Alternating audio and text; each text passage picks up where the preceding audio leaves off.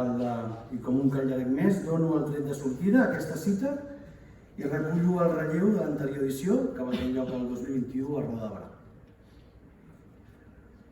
Al Catllar hem tingut clar des del principi que el Joan Ignasi Porta, el nazi, es mereixia molt merescudament aquest reconeixement.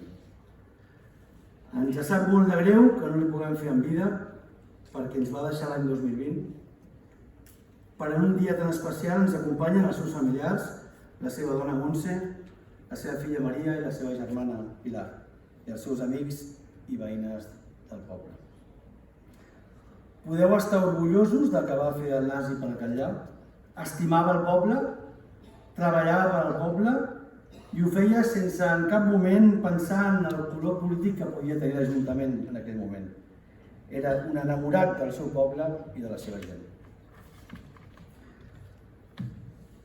En Joan Ignasi va fundar i va estar durant molts anys al capdavant com a president de les entitats més dinàmiques del Catllar, les entitats pilars de la nostra festa major, els gegants i grallers de Catllar, la colla de Diables, impulsor de la creació de l'AFA de l'Escola Agulla, impulsor de la Comissió de Reis, membre actiu de la Comissió Pastoral de la Parròquia de Catllar. Bé, a dia d'avui és un llegat i el seu llegat continua viu.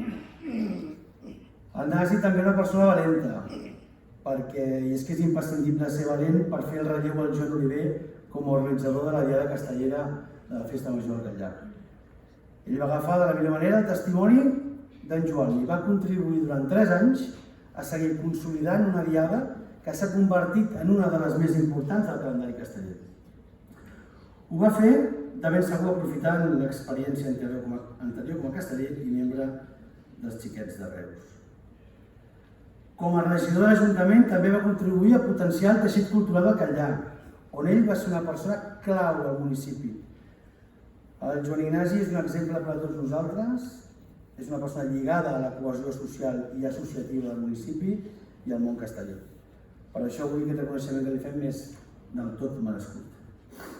Ara us deixaré amb la Núria Cartanyà, que és l'encarregada de conduir aquesta gala tan especial, que també estarà amenitzada per el grup musical Julivert, que no hi són.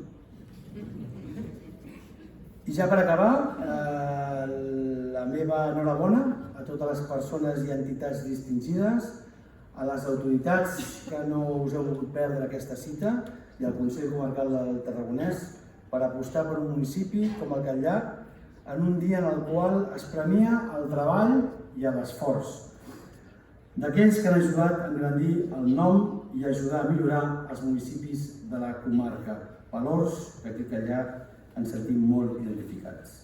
Sempre sereu benvinguts al nostre municipi i espero que gaudiu de l'acte d'avui. Moltes gràcies.